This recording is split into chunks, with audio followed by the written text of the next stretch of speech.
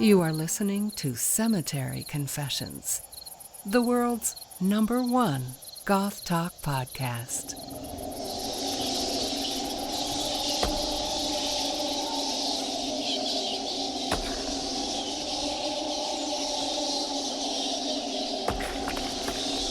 Hello and welcome back to Cemetery Confessions. This month we are talking about the experience of being goth in Latin America and where Latinx goths fit into the broader worldwide goth scene.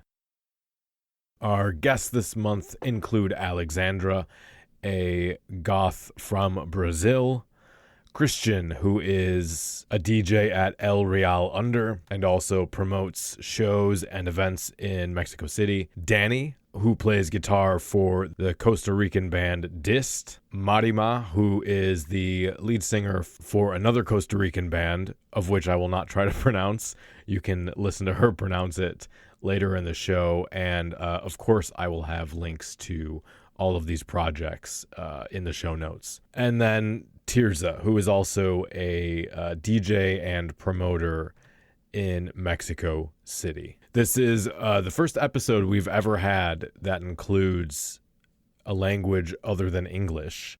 So two of our guests, Christian and Tirza, will be speaking Spanish, and Marima will translate for them. So let's just start with introductions and talk a bit about how you were first introduced to goth and why you've stayed part of the scene since then. I got into goth when I was like 12 or 13. Was it music or was it? Yeah, music. And actually, when I was a little younger, well, I grew up in South Brazil. I had this uncle who was really into 80s music. So I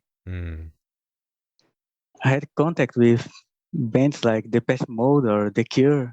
Was there a band or a song that was the main thing that really got you into it?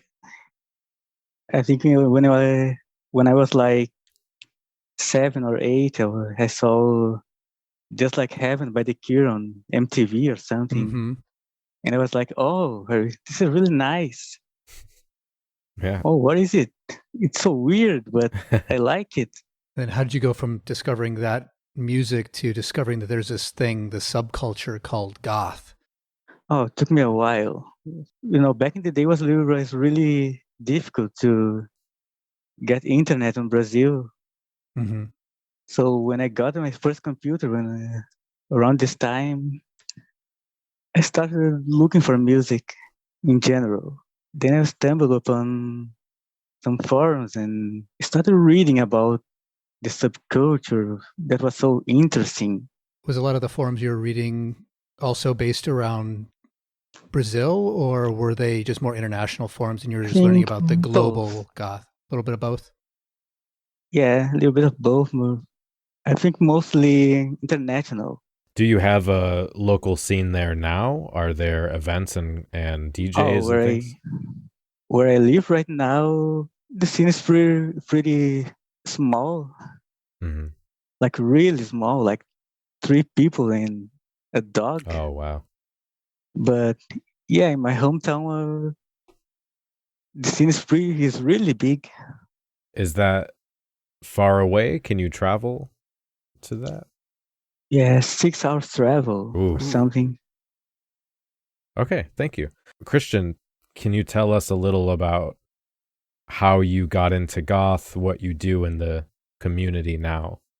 Yo comencé en la escena gótica hace unos 20 años, cuando tenía 15, 16 años aproximadamente. Empecé por un amigo que tenía gusto por la estética, por la parte de los atuendos. Tenía otros amigos y pues éramos amigos de secundaria. Nos juntábamos a escuchar música, a conocer nuevos proyectos. En la preparatoria conocí a algunos otros amigos interesados en el gótico y conocí a bandas como Christian Death, Nosferatu, Siouxsie and the Banshees, Bauhaus, todas las clásicas y muchas más. Y pues bueno, fue un proceso gradual de empezarte a familiarizar con la música, con la historia, con la estética. Actualmente la escena gótica en México, principalmente en la Ciudad de México, es una escena pequeña, pero constante. Hay algunos proyectos de música, hay algunos clubes donde se pone música gothic rock, de otros géneros también, como EBM, industrial, post-punk, death rock, etcétera. Hay proyectos de bandas también. Principalmente tenemos ahorita muchas bandas que se consideran post-punk. Es como lo que más hay. Hay personas que se dedican a escribir libros en torno a la escena gótica, revistas, artículos en internet. Y pues conozco también personas en el resto de nuestro país que también hacen cosas similares. Digamos que nuestra escena en México está muy centrada en la capital, en Ciudad de México, pero en otras ciudades también hay escenas pequeñas. Son pequeñas, pero constantes y con mezclas con otras corrientes, como el punk, como el rockabilly, el metal. Hay un poquito de fusión. A veces genera confusiones, pero en general es una escena constante. So yeah, what Christian said is that he started on goth like about 20 years ago when he was 15 or 16. He says that he started, hanging out with a friend who liked goth clothing, and he started in high school to hang out with more friends who were into the scene. The usual things, hanging out to listen to music. He started with the classics, Christian Death, Nosferatu, Siouxsie and the Banshees, Bauhaus, and so on.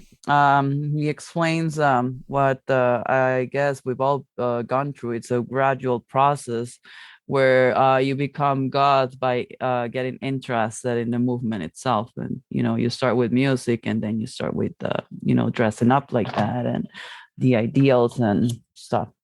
And he's saying that regarding the Mexican goth scene, he says that it's small but constant.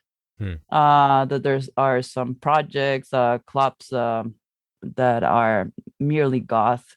Obviously, other genres that share the scene, such as EVM, industrial, post-punk, and so on. Like it happens in the whole world. He also says that there's a lot of like post-punk bands in Mexico at the moment. That is what it's really popular right now.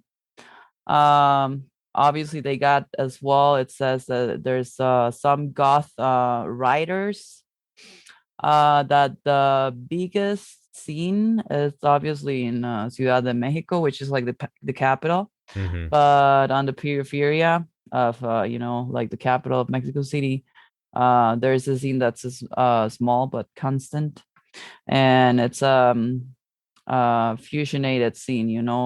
They not only got like just post-punk people, and the other ones are like different to each other. Obviously they mix up. It's a pretty big it's a mix. Yeah that makes sense. Yeah, very cool. Danny, what about you? Hey guys, so for me, I got into goth when I was around like 15. That was like in 2005, I think. It was hard because I didn't know anyone that liked the scene. I got into The Cure first. What I did was mainly watch like, I don't know, music channels, and then try to get the name of the bands that I saw and that called my attention. And then I went to like an internet cafe and illegally download music. I remember using like LimeWire, where you download something and then like 2 songs were a virus. Yeah. So it was like pretty shitty, but that's how I got like into music. And then I started with The Cure, and then it's like you open a door and you start seeing like other bands like Siouxsie and the Banshees, Christian Death, Bauhaus, you know, the classics like Christian said. And then really got into, I don't know, Flowers for Agatha or Lori, Joy Division, you know, like goth, not only goth, but also post-punk, because it was like pretty similar. And then I started to know people over MySpace back then, and then High Five also. And then that's starting to share music. I also think, I mean, back then people were they were not sharing the music. It was like, oh, if you don't know this band, it sucks to be you, or something like that. I had the same experience. Yeah. So it was really difficult. Like if you want to, you know, talk to someone, you already have to know the music. It was like a private club or something. So you pretty much discover on your own, and then get into also the literature, like, you know, the classics, Lovecraft, Poe, you know, and then also you start copying how, you know, Siouxsie looks, cutting your hair. I love the style. So yeah, I really love music. So these doing that open like a lot of doors for me, not only for goth, but I like other genres as well and really enjoy them. And it's like one band, you pretty much read about their influences, and then you're like, oh, I haven't heard of this band, and then you just go into a void of looking for more bands, and, you know, looking for references, you know, dressing up and all that. Cool. And, you know, I forgot to ask, we can have everyone do it, but also, can you tell us where people can find your band online, on Bandcamp and everything? Sure. You can find us on Tinder as well. I'm kidding. I always said that joke. Yeah, our music is on Spotify. We're called Dist. People sometimes they don't know how to pronounce it. It's just like a made-up name. That's why I didn't say it, because I wasn't sure. Yeah, it's Dist. I mean, it's a made-up name. Okay. We just wanted a name. We wanted a word, and it was like really difficult to choose a word and then let the band get defined by that word. So we just made up one. You can find us in Spotify and on Bandcamp. I think Apple Music. I don't know. YouTube. Yeah. Yep. Yeah, you have some good YouTube videos. And Christian, where can people find your DJ stuff? Okay. Nuestro proyecto lo pueden encontrar en Facebook, en Instagram, que se llama All Goth México. Nos dedicamos a la producción de eventos, hacer fiestas, eventos temáticos, exposiciones relacionados con la escena gothic.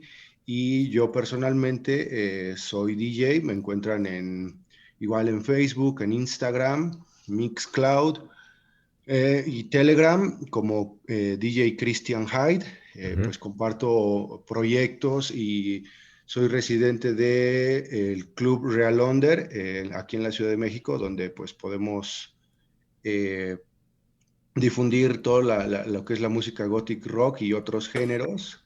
Y en mis redes pueden encontrar esos, bueno, los eventos o las participaciones que he tenido. Okay, it says that Yeah, that he's on Insta, Yeah. on Facebook under the name All Goth Mexico, which is, oh my god, I forgot the name. Yeah, he produces events, and basically he's under, well, he is a DJ as well. Yeah. And he's under the name Christian Hyde. You can find him as well as SoundCloud, Facebook, Instagram, and he's also a resident at the Real Under Club, which is actually the biggest goth club in Mexico City. Yeah. And I will have links for all of those in the show notes for anyone who wants to go listen to the music or check out the profiles and everything. Alexandra, do you have any social media you want to share or anything? Oh, I think just my personal Facebook, but okay. Yeah. And then Marima, what's your how did you get into goth? What's your story? Yeah, well, I think I got into goth as well, like when I was like let me just remember, because I'm like 50% goth and 50% punk. And I remember I started listening to punk first when I was like 12 or 13. I'm in love with the Ramones, for example. But I remember I used to watch MTV a lot when it was like a good show, you know. Well, and I remember I used to have like a tape recorder, and I would record every song, you know, from the TV. I usually did as well was the same thing that Danny did, you know. I had like LimeWire and all those viruses and stuff, but I usually did like tapes for myself. And I don't know if you remember, obviously you probably do, this tribute they did for The Cure. Marilyn Manson actually hosted it, you nowadays, but yeah, I mean, yeah, basically I just saw that, and I just thought that it was like the best band in the world, and I still think they're the best band in the world. I just saw Robert Smith, and I thought like, yeah, I want to be this guy. And I have pictures of myself like at 13 or 14 just doing Robert Smith cosplay. And obviously, like, I owe him, well, The Cure, I owe them everything that I am today. Yeah.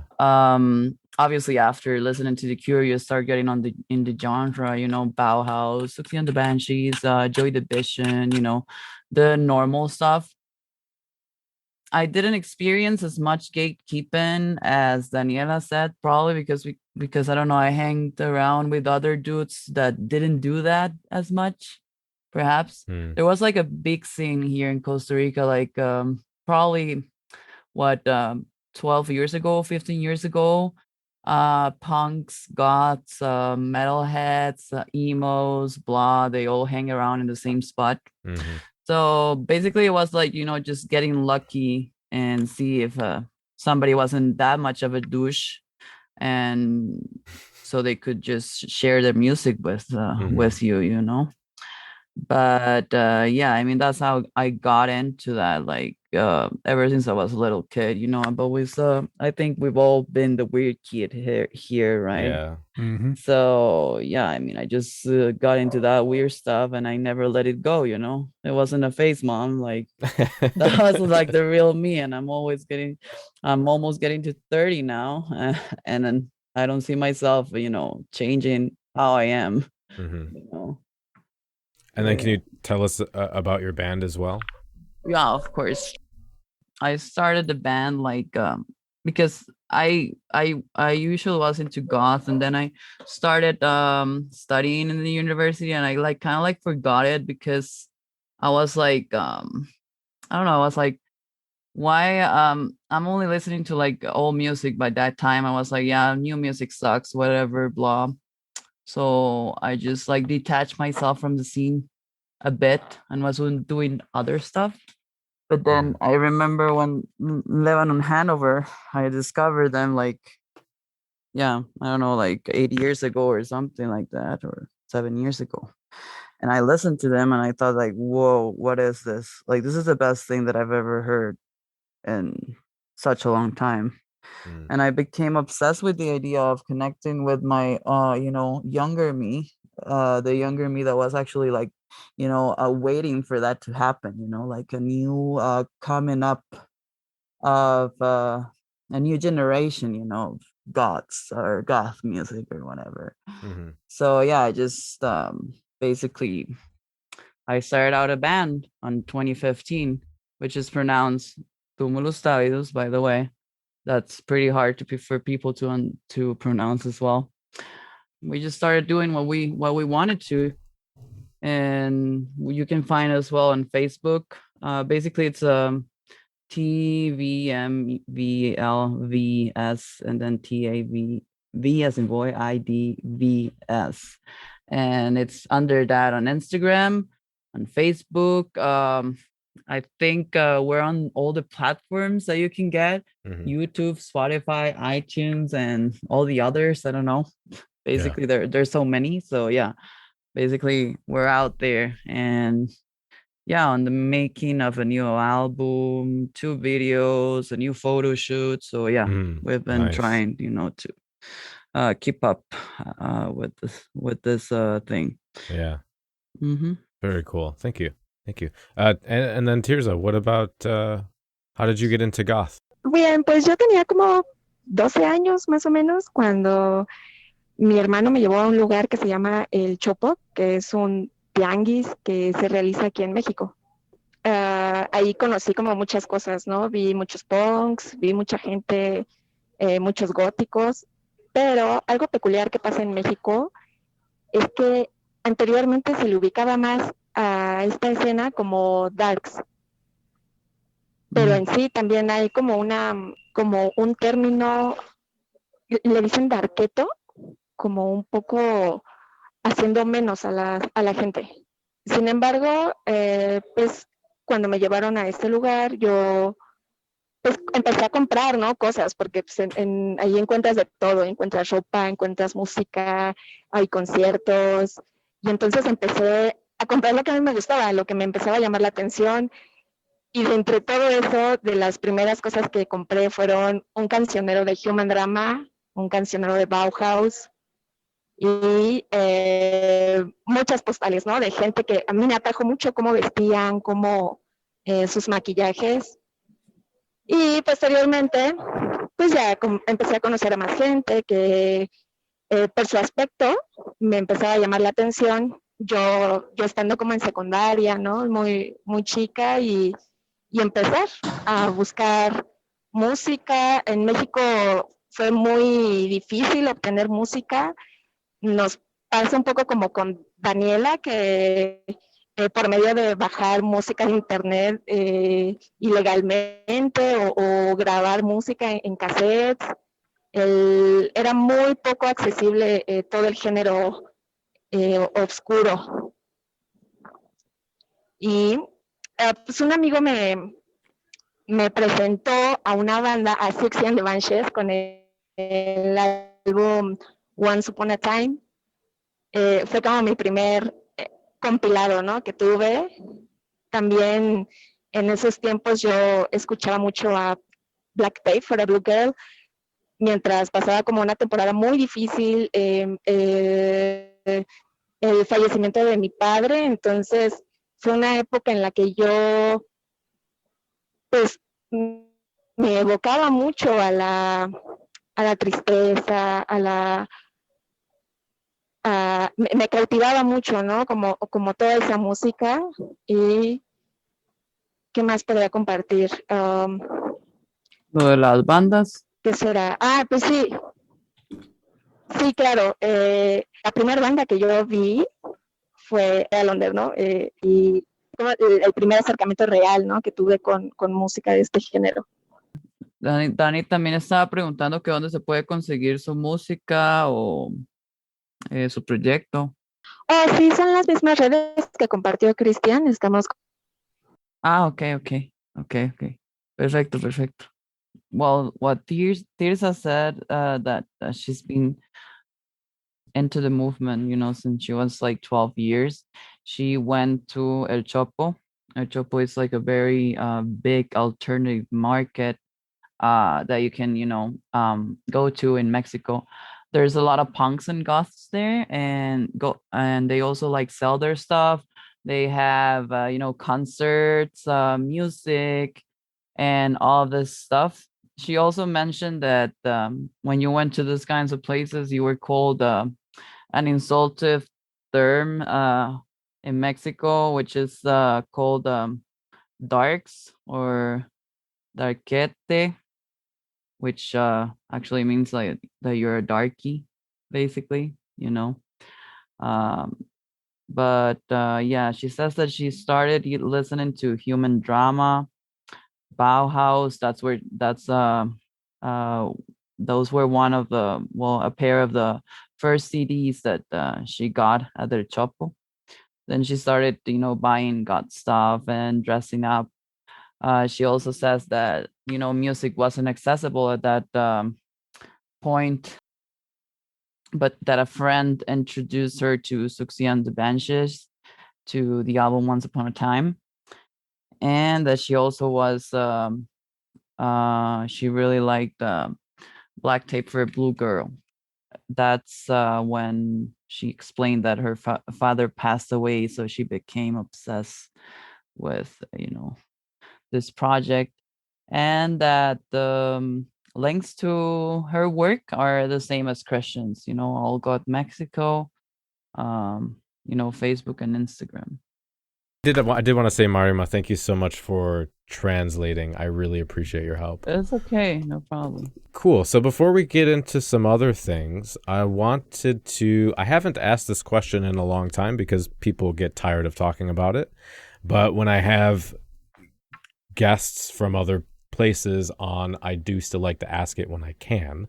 And that question is, how do you define goth? What does that word mean to you when you say someone is goth? Oh, yeah. Well, obviously, goth is a feeling. Oh, just kidding.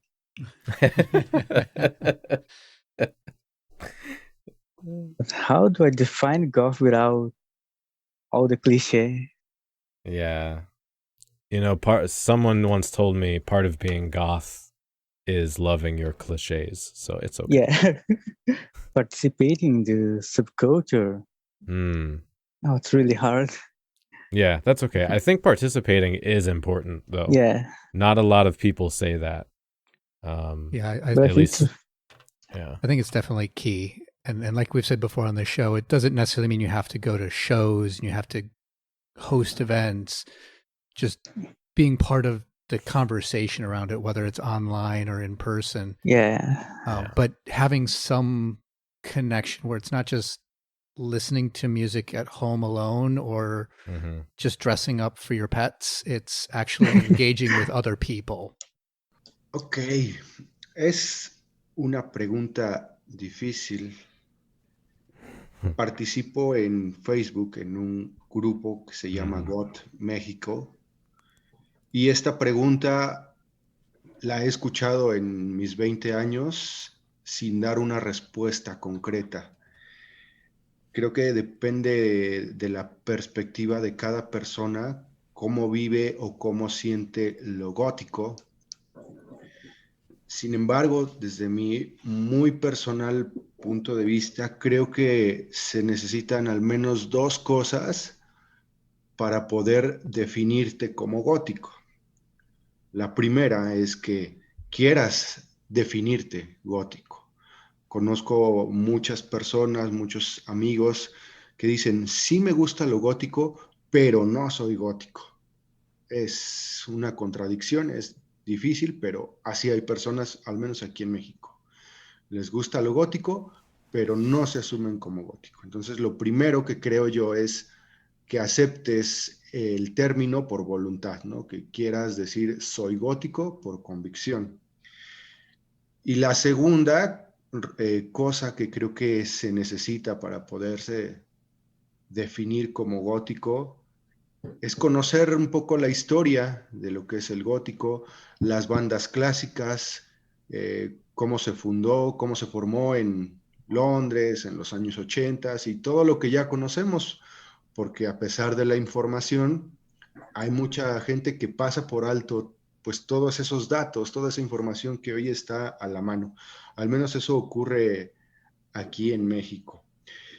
De ahí en fuera no creo que haya otro manual o una guía para poder decir qué se necesita, ¿no? Creo que es, como repito, perspectiva de cada quien, pero para poder hacerlo con cierta responsabilidad, pues es primero querer definirte y después conocer esos aspectos de la historia y la música, básicamente. Esa es mi perspectiva.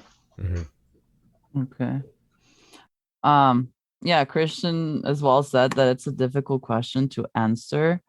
He's actually a part of a group on Facebook that's called Goth Mexico, and he's heard that question for so long, and that he hasn't had any particular accurate answer to it. That it mostly depends on perspective of each person.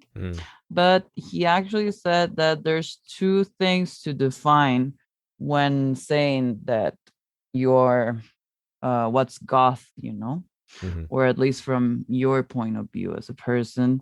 The first one, he said that it's that you want to define yourself as goth, because there's people that says I love goth music or goth, history or culture, but then they're not goths, which happens a lot. And that the second thing is knowing the history of goth and the classic music surrounding this movement. But that besides that, under like his perspective, there's no other guy to what's needed to be goth, basically. That's interesting. I also haven't heard many people mention knowing the history in a while since I've been talking about this question. So that's interesting too. This is like the most difficult question ever. Yeah, I agree I know. with everyone. Why are you asking this? So, yeah, it's like really difficult to define what goth is, but I do think that music, it's like very important. Art, fashion, literature. I think the subculture encompasses all of that. And goth has clearly evolved through the years. You can tell by the music, new bands. Yeah. But then also what Christian was saying about knowing at least the history, like the basic bands, Yeah. the Cure, Bauhaus, you see, and liking those bands. I mean, it's not a must, but it'd be weird if you don't like them. Yeah. So, and then also maybe the way that you express yourself through, the fashion style. I did read a lot, and I love the art. I do like different bands. I'm not sure if I could just say that I'm completely goth. I like a lot of other genres too. But definitely was inspired by that.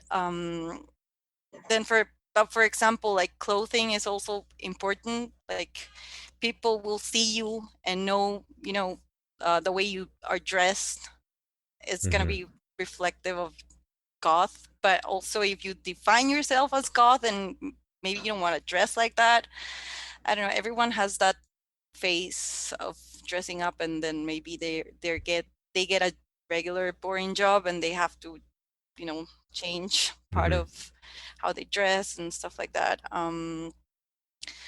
But yeah, what does a person need to be considered goth? I guess you'll have to define yourself, and then if you like scroll to social media, then you'll see the people with the style, and they'll probably reference other bands and stuff like that. But it is a difficult question. Yeah. Do you see if you go to a club or a concert or you play a show, do most of the people dress up, or is it a mix? I think like it's people a mix. yeah.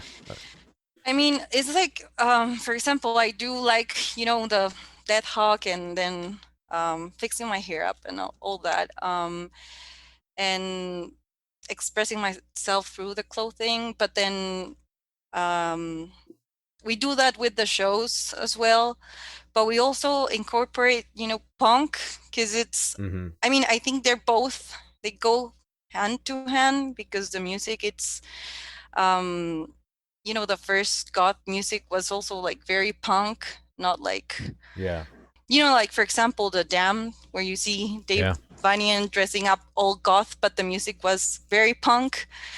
So people do dress up. You do know people that like normally just dress up like that. It's not like a costume or something.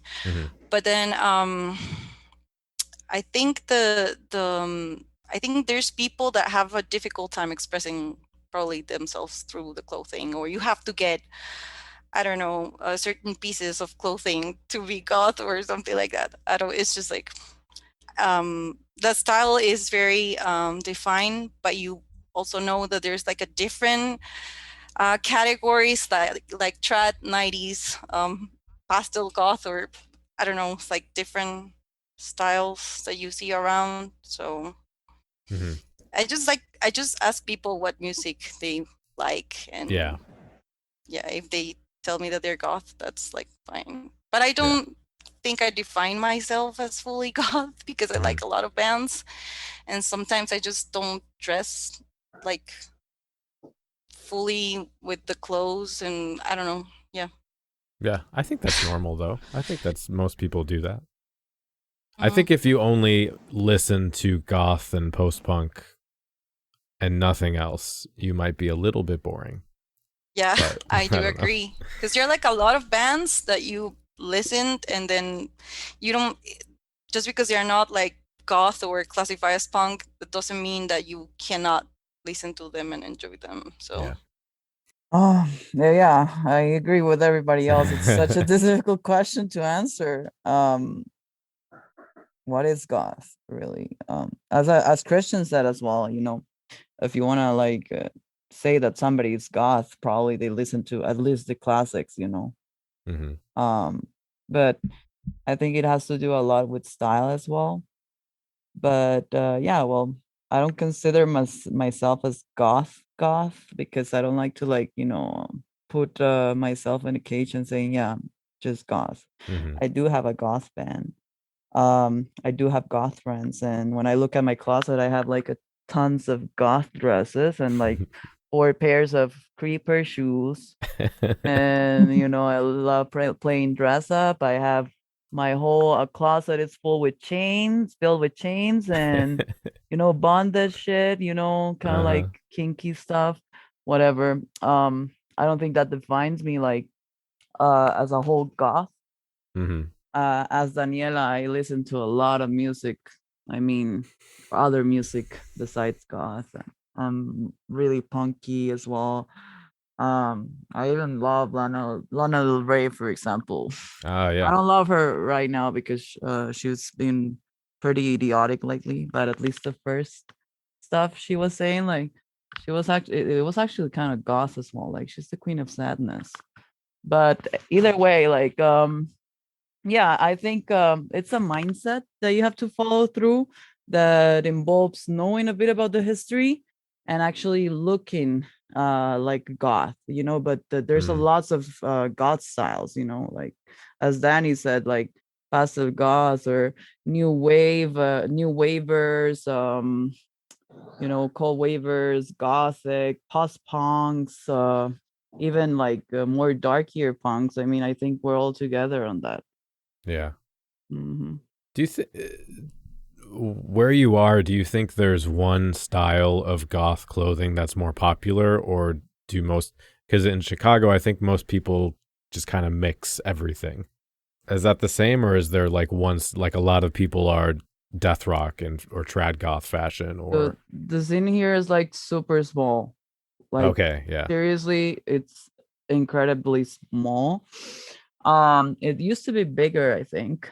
There used to be, when I was younger, I used to hang out, with Victorian goths, for example, or other types of goths. But now they're pretty like chill and laid back. I mean, there's Danny who dresses just like me. When she does shows, I know that she likes to, play with her hair and it's kind of like more team-like, but yeah, I think we both agree that we're pretty chill, in the weekdays, at least not on the weekends, right? But dressing there up are for the pets, like exactly, I heard someone exactly, saying.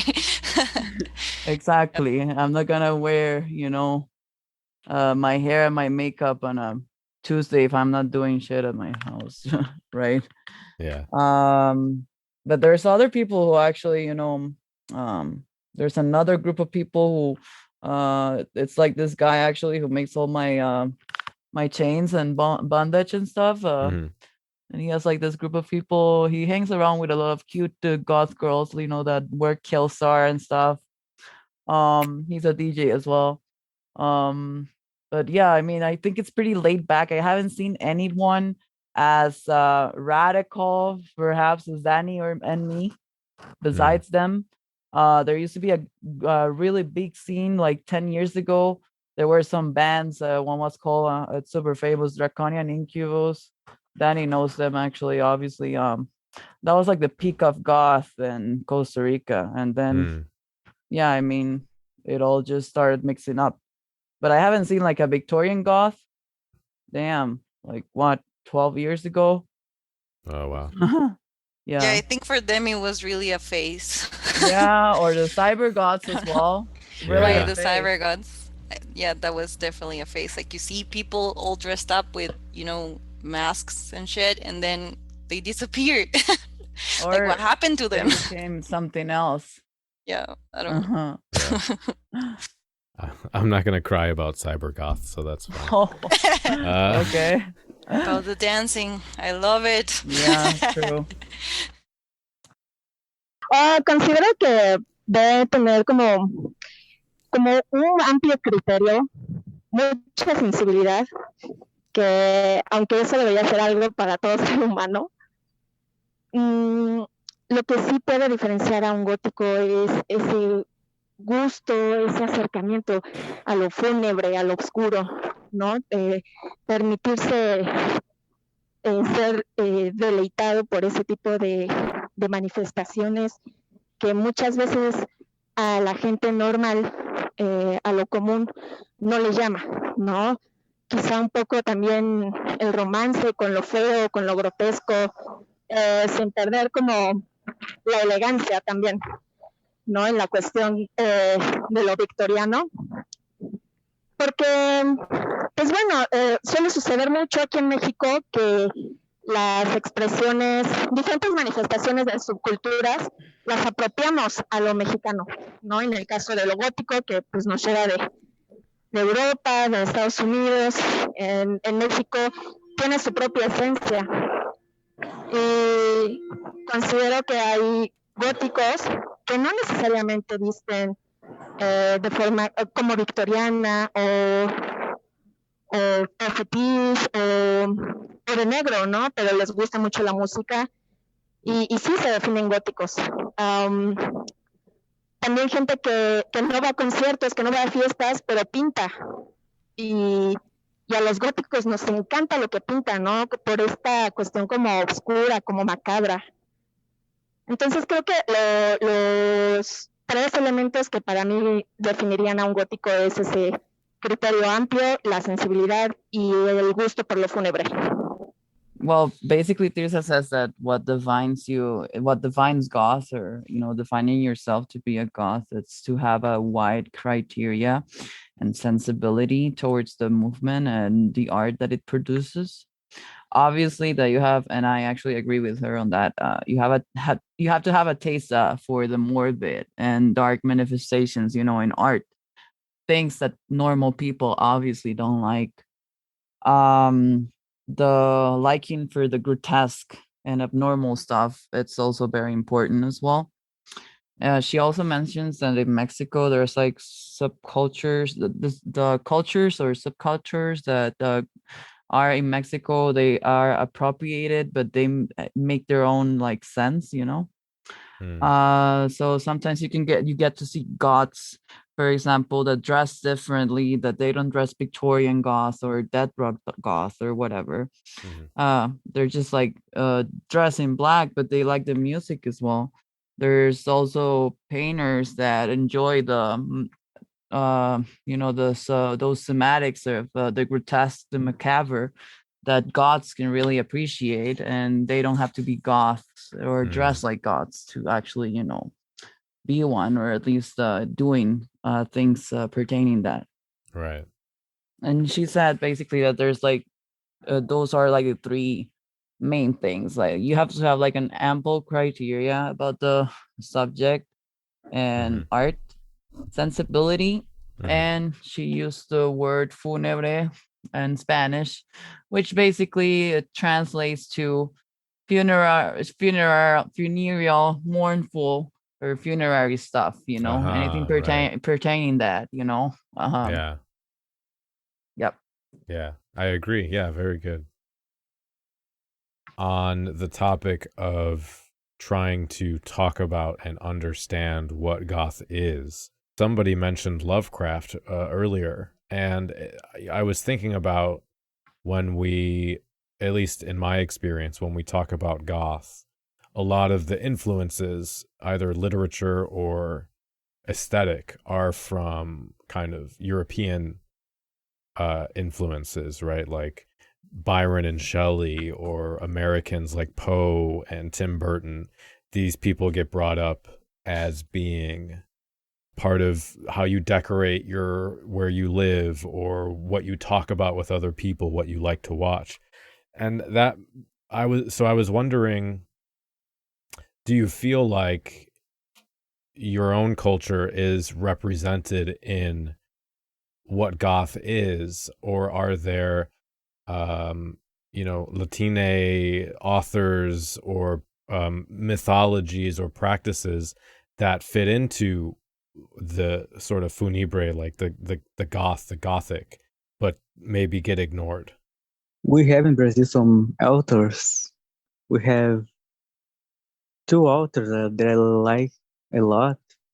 First one is Álvares de Azevedo, which I understand is really hard to pronounce in English. I can look it up though and put that in the notes. The two big ones in Brazil, like Álvares de Azevedo and Machado de Assis, which, fight me Brazilian listeners, is the best. Machado. I think we can talk about some of their most important works, or my favorites. Like Álvares de Azevedo's Noite na Taverna and Machado de Assis' Memórias Póstumas e Brás Cubas, which are really important for Brazilian literature. Cuestión letras, literatura. Bueno, sí hay mucha influencia, por supuesto, de la literatura europea, Estados Unidos, los clásicos como pues, son Mary Shelley, Poe, Byron, etc. En México hubo un movimiento literario también de hace algunos siglos que fue el romanticismo mexicano en términos literarios. Y algunas bandas se han influenciado en esas letras. Ahorita no recuerdo algún autor, ya se los recomendaré después por el chat, los autores, pero sí hay algunos escritores mexicanos que han influido en la escena gótica mexicana. Actualmente hay escritores, digamos, no son famosos internacionalmente, pero en nuestra escena mexicana sí tienen como cierta difusión, cierto impacto, y que se dedican a escribir cuentos, historias de terror, y cosas que se pueden relacionar perfectamente con lo gótico, ¿no? Con lo gótico, y como mencionaba Tirsa, el gótico mexicano tiene muchas particularidades, muchas cualidades diferentes a las de los góticos de otros países. Por ejemplo, otra cosa en términos de literatura que se ha adaptado perfectamente a nuestra escena gótica mexicana son, por ejemplo, las leyendas de nuestros monstruos mexicanos. Por ejemplo, la leyenda de la Llorona, la leyenda de la Nahuala, el Charro Negro, otros personajes ficticios que vienen desde la época prehispánica. Tenemos algunos cuentos de la cultura azteca o mexica. Por ejemplo, había un dios que se llama Camazotz, que pues es un dios murciélago, y algunas personas o bandas dentro de la escena gótica hemos adoptado como esos elementos para influenciar o generar eventos, generar arte, generar cuentos, historias en torno a estos personajes, ¿no? Y son muy enfocados a la escena gótica, la cual les ha dado una buena recepción, ¿no? Bueno, voy a prender un poco la cámara. Ahorita les muestro unos pequeños volantes que tengo. En México se llegaban a publicar este tipo de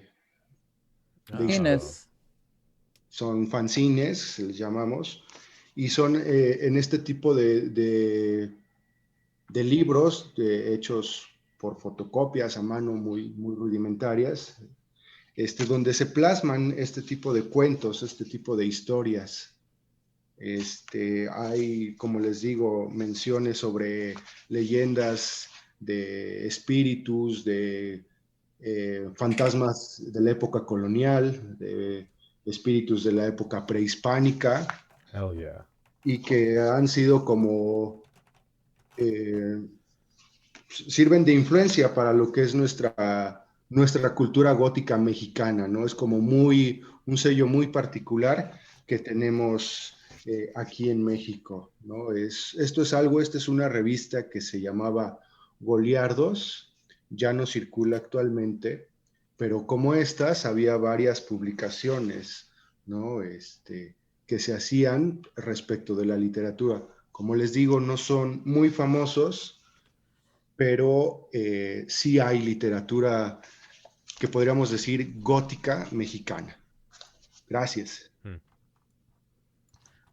Okay, so yeah, what Christian says is that obviously there's a lot of things that are represented by European, or at least you get the all the influences are European or American. You know, he mentions the usual Poe, Shelley, Byron. But what he was explaining with the zines that he was showing is that there's a lot of Mexican writers and authors that aren't famous that actually produce, tales or horror stories, and he was actually saying that, Mexican Goth, as Tirsa said, has its own essence. So basically all the legends and monsters and mythologies that Mexicans have can also be included in what it's called, literary representations of Goth. He mentions, says here, well, we also have it here in Costa Rica, but he mentions La Llorona. Another one called Nahuala, El Charro Negro, which are, according to him, pre-Hispanic legendary figures. And also you can mix up the Aztec and Mexica culture.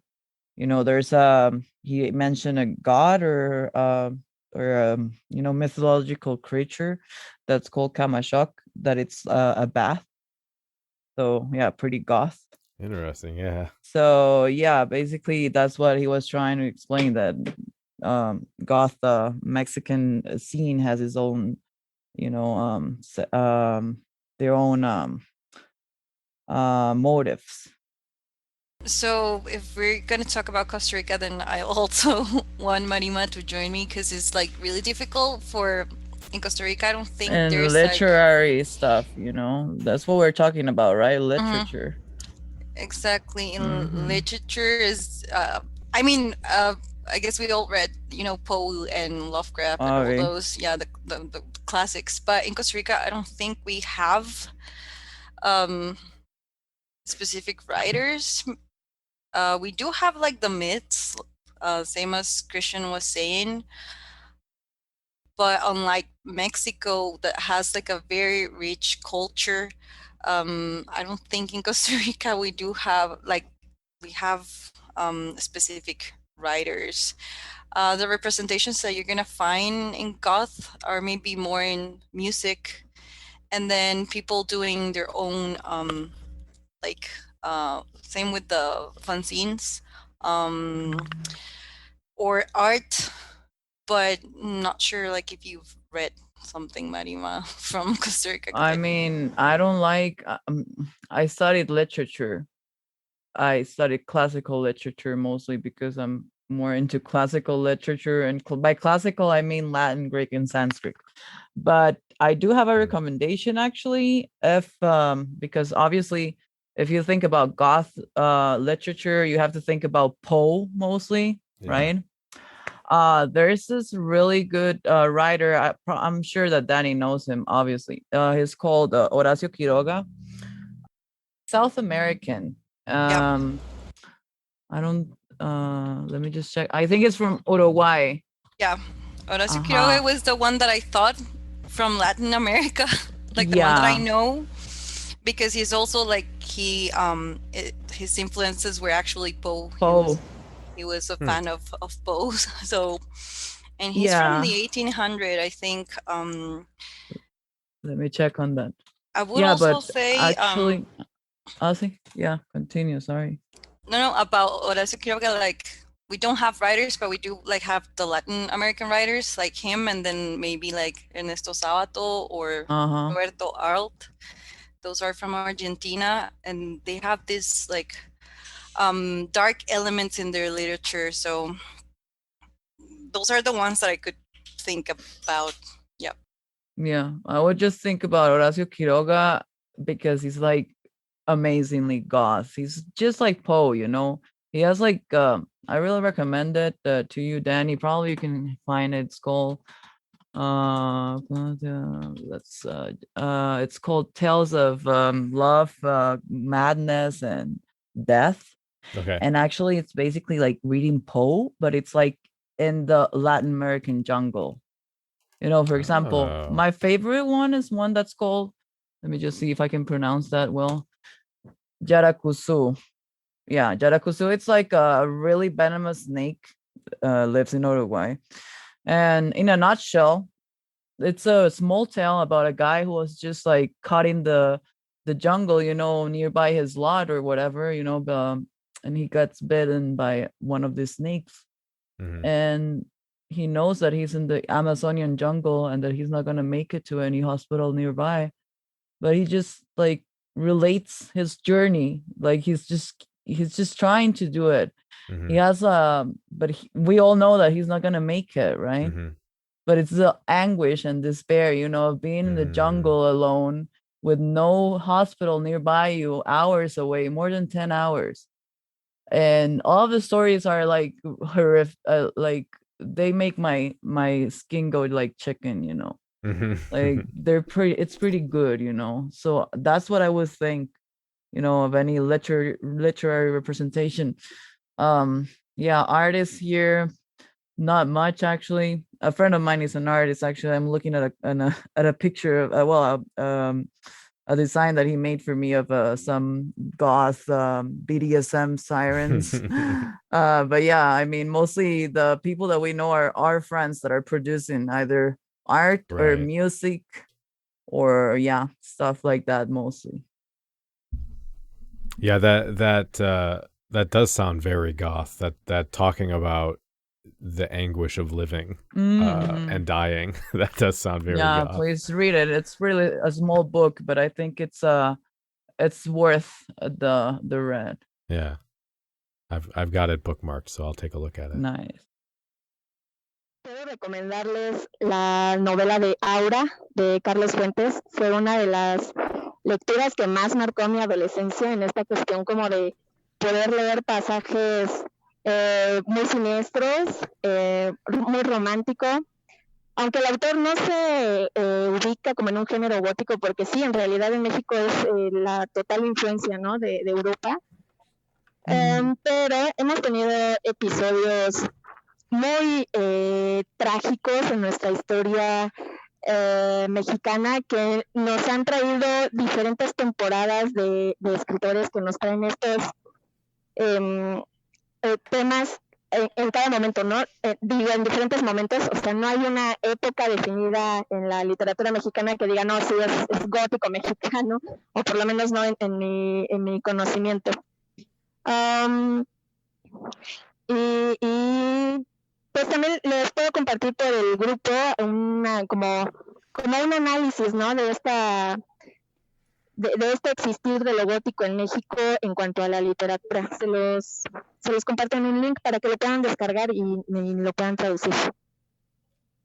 Okay. También un poco haciendo referencia con lo que menciona Cristian, que volvemos a lo mismo, ¿no? El acercamiento como a lo mortuorio, estas deidades que representan el espacio como el Mictlán, que es el lugar de a donde van los muertos, los dioses como el que mencionaba, el dios Camaset, que se resguarda en cuevas, ¿no? O sea, este tipo de influencias que en el gótico mexicano contemporáneos a los góticos actuales nos dan mucho de identidad, cómo lo fusionamos, lo apropiamos hacia este movimiento actual.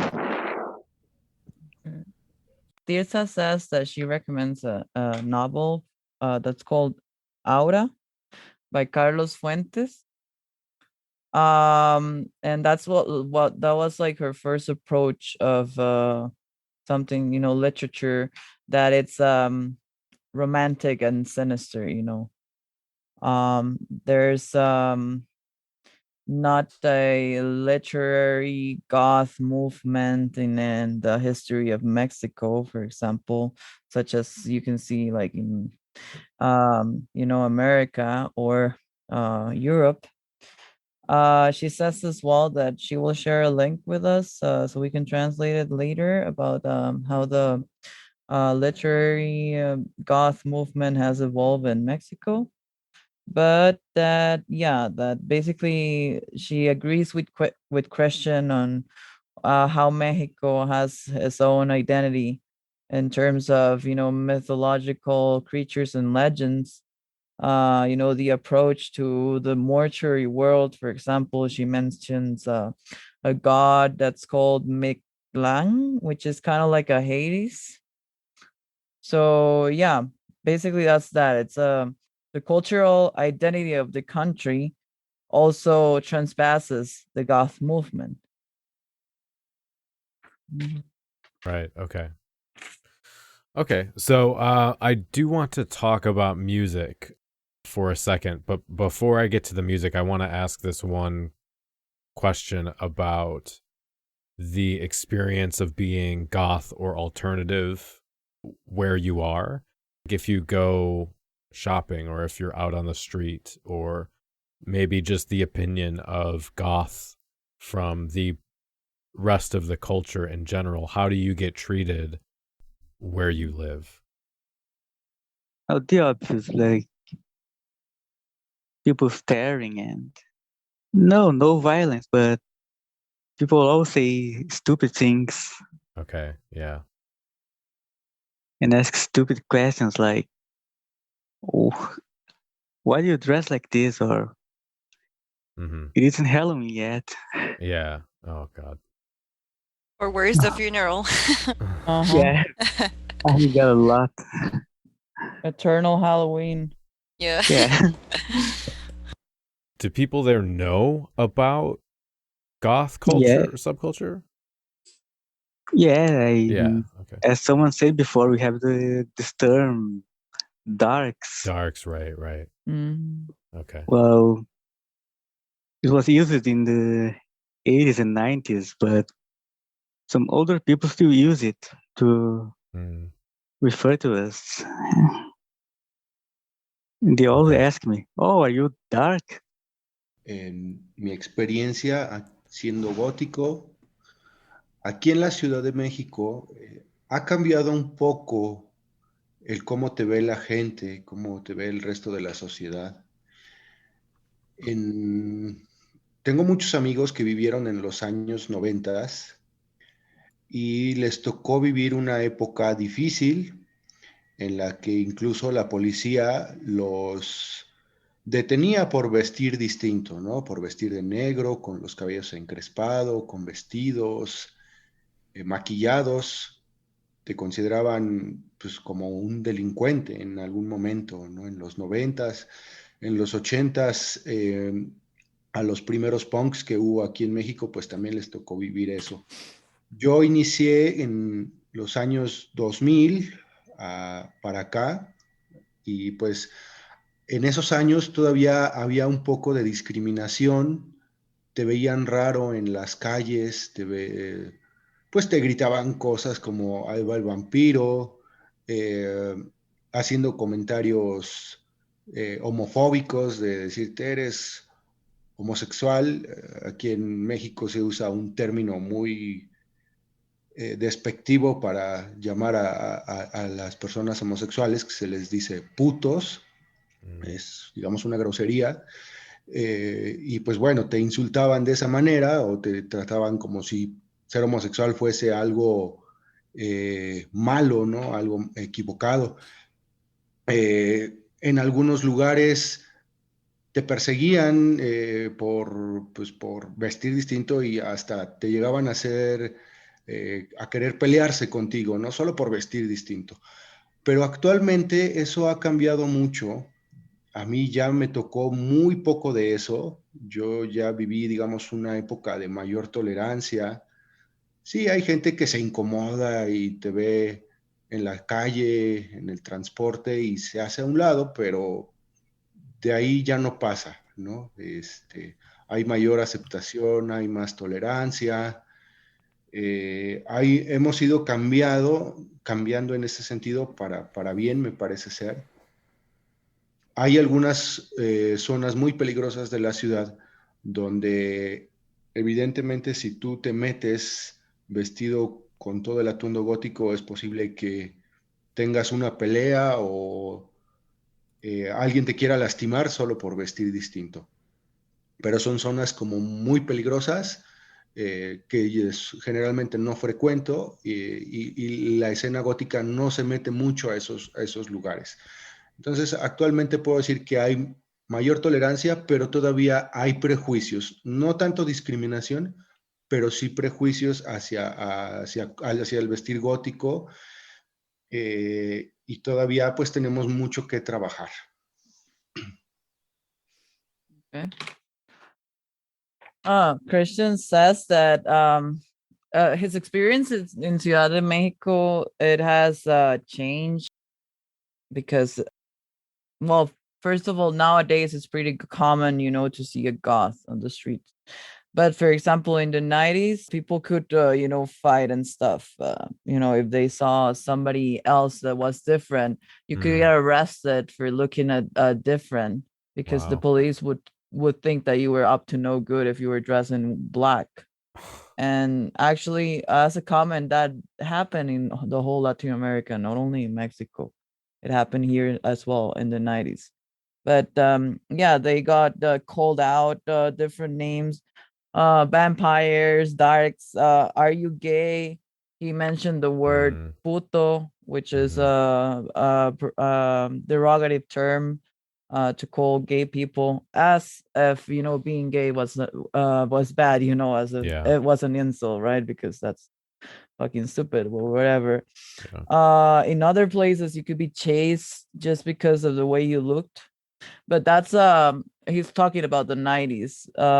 He said that he started being a goth in the early 2000s. So obviously it has been different from then to now. There's more tolerance.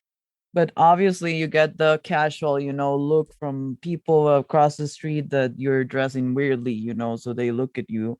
Or obviously here in Latin America, I think that was what Christian was saying that, there's a lot of like marginal neighborhoods or really dangerous places where obviously you don't go, but if you go out dressing as a goth, you could probably be beaten up or at least mugged, Yeah. But yeah, that would happen in the whole Latin America, actually, because they would make fun of you just because you're different and because they know that you're not from around there. But yeah, that's exactly everything that he said.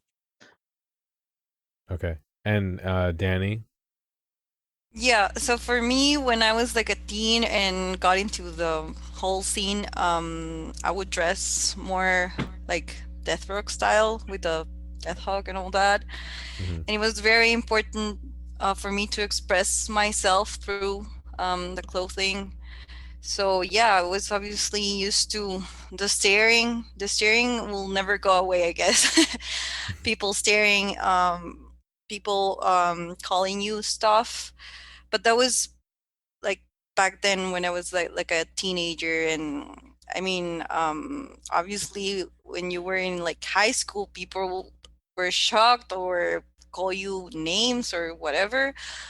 So pretty used to that. But nowadays, I think people just stare, and yeah, the usual comments like vampire or where's the funeral or stuff like that. But and then it depends in Costa Rica, like where the regions where you go, because obviously if you go to the mountain side or beach side, that will be I guess it will be shocking for some people because you don't find like goths. I mean, mostly the scene is focused on the city, exactly. And then I mean there might be people from the beach side or mountain side that likes the music, but they probably will never dress that way. Yeah. And then my parents just really got used to that. I remember my mom being like that she liked my style, so it was confusing. I was like, no, I don't want you to like my style, but thank you for supporting me. Yeah, so I know she actually helped me like shave my head and all that, and dye my hair like with leopard stains and stuff like that. That's awesome. Yeah, she was very supportive in that. And then the clothing, you would just like DIY, because we didn't have all these stores like you do now, or the online shopping. So it was mostly DIY stuff. Like I love painting my own band shirts, like I don't know, stuff like that. But yeah, I mean, I guess that would be like the reactions will be just like people staring, and I'm okay with that. I mean, I don't care if they don't stare. Maybe you're not dressed goth enough.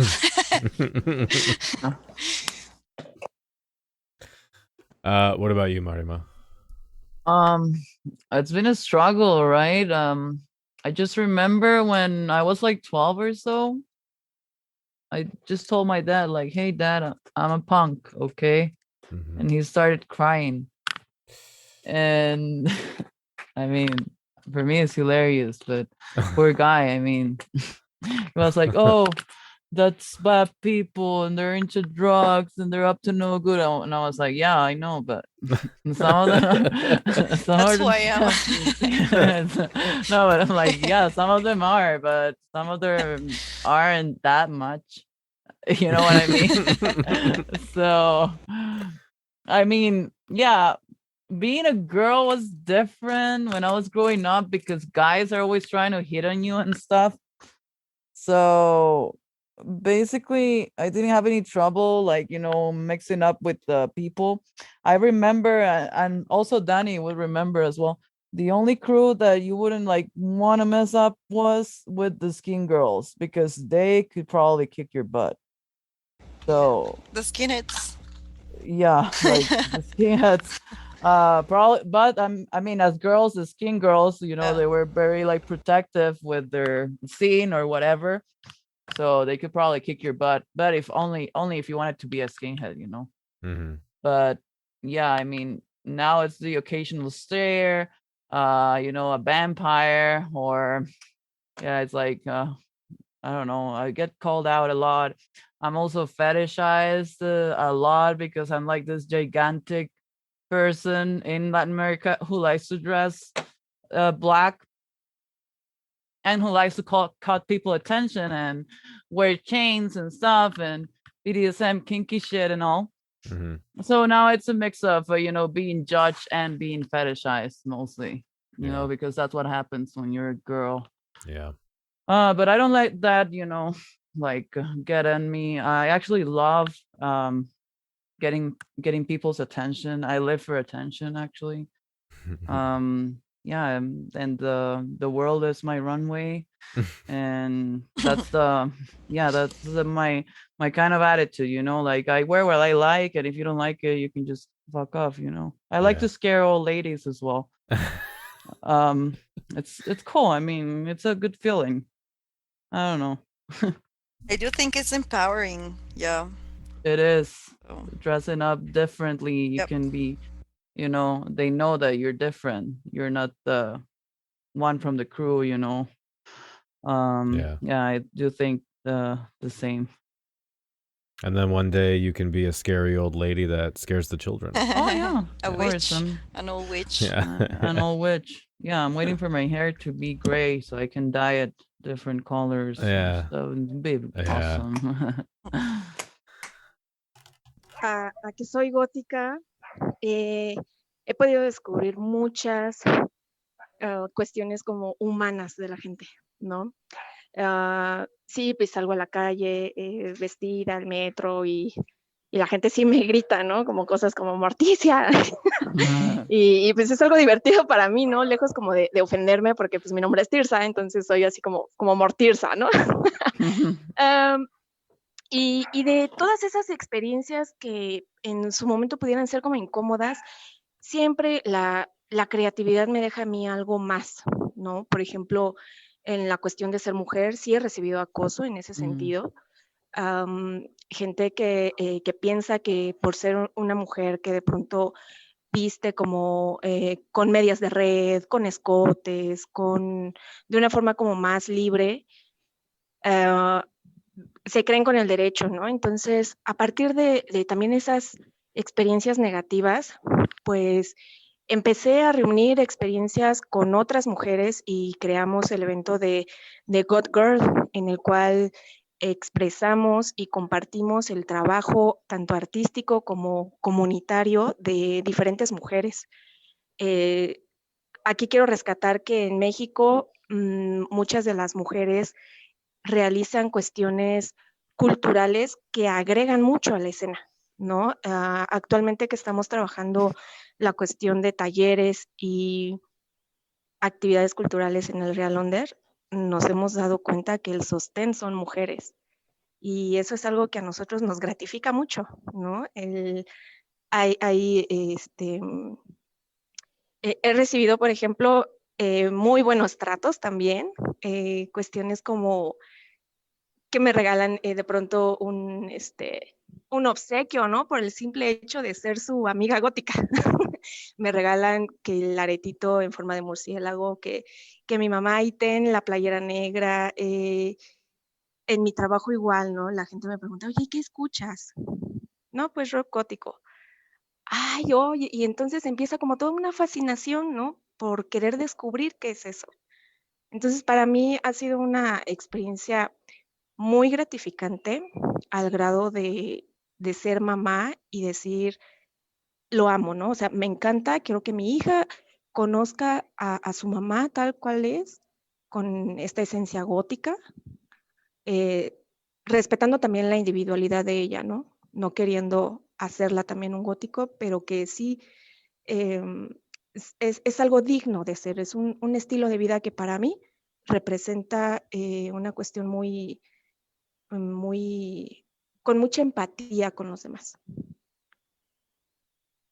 Okay. Yeah, Tirsa says that for her has been a fantastic journey. You know, she says that that thanks to being goth, she can know people, that, people can be judgmental. So basically, yeah, you get to know people in a more deeper way. That she obviously gets called out names. She mentioned one, Morticia, but that she likes it because her name is Tirsa, so it's Mortirsa. And yeah, that all of those experiences can be uncomfortable for her, but art and self-representation allows her to get more. Like it's better to be in touch with the representation of what's being goth than listening to all the insults that you may get along the way. She also spoke about the harassment that goth women can endure for just dressing more freely or just wearing chains instead of your typical fishnets, for example. Yeah, that can lead to a lot of harassment from guys, who just think that you're putting out there because you like to dress differently. Or she also mentioned that she was in charge of an event that was called Goth Girl, which in a nutshell shared the work of goth women around Mexico and Mexico City, and that she realized that women, or a majority of women, were the backbone of the movement. And she also talked about her daughter and how she she gets to grow up seeing a different kind of person, that she respects her individuality, but that at least her daughter is aware of her likings and representation. Yeah. Mm-hmm. It's how old is your daughter, and how many there aren't very many goth parents where I live. Are there a few, only a little, or more people that have kids where you are? Es algo increíble de vivir en México.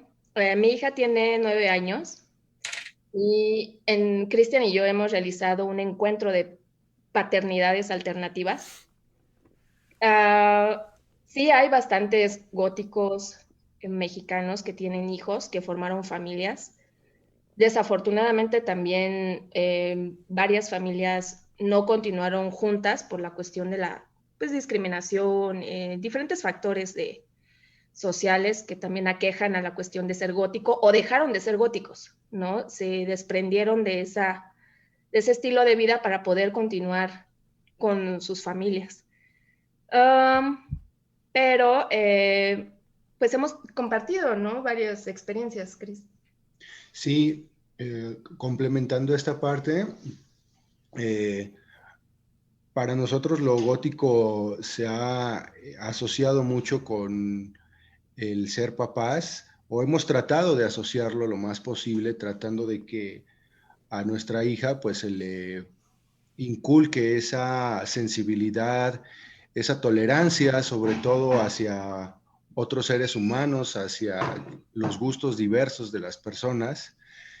Y como dice Tirsa, hemos organizado eventos exclusivamente para familias góticas con hijos, o también no solo góticos, sino por ejemplo punks que también tienen hijos, o death rockers, gente que le gusta el EBM, el industrial, y que buscan también compartir sus experiencias como papás sin perder su identidad dentro de estas escenas, ¿no? Entonces, ha sido algo muy enriquecedor, muy, muy bello. Y de mucha cooperación, ¿no? Porque son convivios en los que los papás llevan las cosas para sus hijos, ¿no? No es que les lleven disfraces o que ahora todos maquillados de Drácula, ¿no? Sino que creamos los papás actividades, juegos, hubo una mamá que llevó pelotas, otro papá que llevó piñata, gente que se fue disfrazada de luchador. Entonces, lo hicimos para que nuestros hijos sepan que no necesariamente tienen que ser góticos, sino que sus papás lo son, ¿no? Y el amor que tienen hacia ellos no cambia por la situación de ser o no ser un gótico, sino de tener este respeto y la sensibilidad hacia otro ser humano diferente. Lisa says that her daughter and Kristen's daughters as well, it's 9 years old, and that the experience has been amazing, that they actually have had, they have organized alternative parenting encounters or events. Oh. So yeah, there's lots of goths on this events, but lots of them have separated for, personal reasons, or the classic that they are not goth because you have a family right now. So can't be goth or stuff. And Christian says that goth is very related with him on being a parent, because they thrive for their daughter to be sensible and tolerant towards the community or different representations, of different people. And yeah, they mentioned that these alternative parenting events, they also include other alternative scenes, and it's something really cooperative. It's not like they play dress up with their kids and make them be like them. It's just a way of bonding, between families. And they don't have to. They know that, or at least they try to raise their daughter in a way that she knows that she doesn't have to be a goth, but they're aware and sensible about this community. That's very cool. Yeah, I have an 8-year-old, but I know maybe 2 other goths in all of Chicago that have kids. So yeah, that's interesting. That's nice though. I wish we had some kind of event like that here, but that's very cool. And I agree with everything you said about how you raise your kid. That's very cool.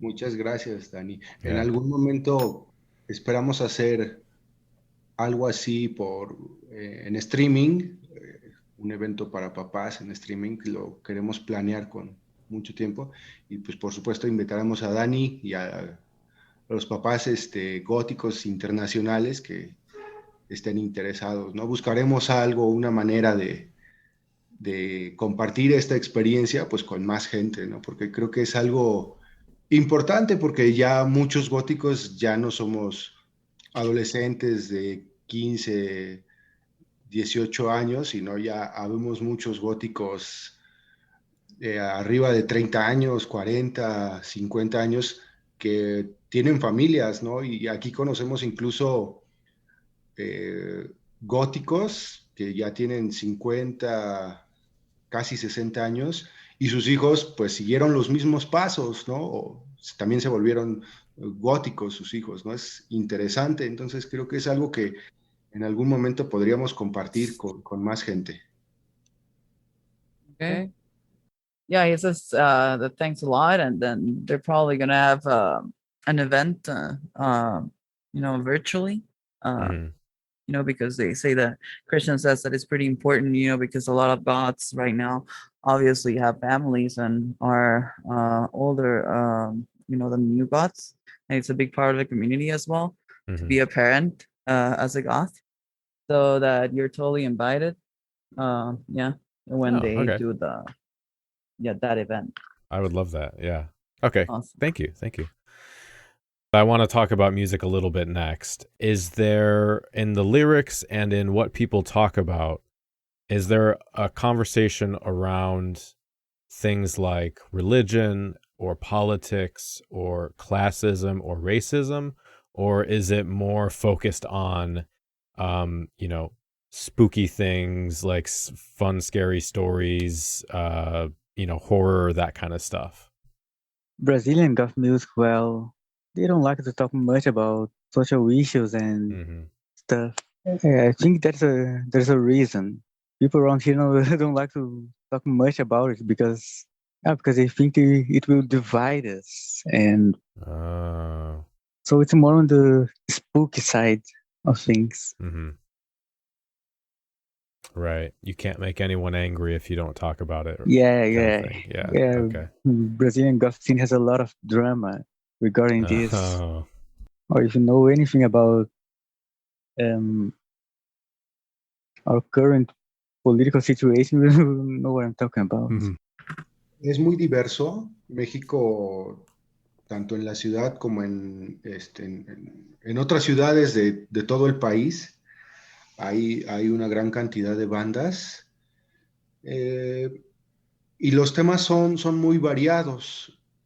Hay algunas que se enfocan como en temas de literatura, en cuentos, en las leyendas que mencionaba anteriormente, pero también hay algunas bandas que sí tocan temas religiosos, políticos, porque de alguna manera tenemos una influencia aquí en México, bueno, creo que en todos lados, pero aquí en México también está muy marcado la influencia política del punk. Y ahí sí hay muchas bandas que tienen temas políticos, sociales, de crítica pues a los gobiernos, a la guerra, a situaciones del racismo, de pues actualmente la homofobia, el sexismo. Sí hay algunas bandas que hablan de esos temas. Son poquitas las que se enfocan más a lo político. Creo que la mayoría tiene más enfoque por lo literario, pero sí existe. O sea, es una gama amplia y diversa de temas. No podría decir que solo se enfocan a uno solo, sino hay de todo. Hay de todo tipo de temas en las letras que manejan las bandas góticas aquí en México. So yeah, he says that he's diverse. Christian says that they touch various subjects, but yeah, mostly literary subjects and tales and legends, as he said. But there are others as well that touch religious or political subjects. But that political is mostly, you know, for the punk movement, you know. It's touched more by that specific group.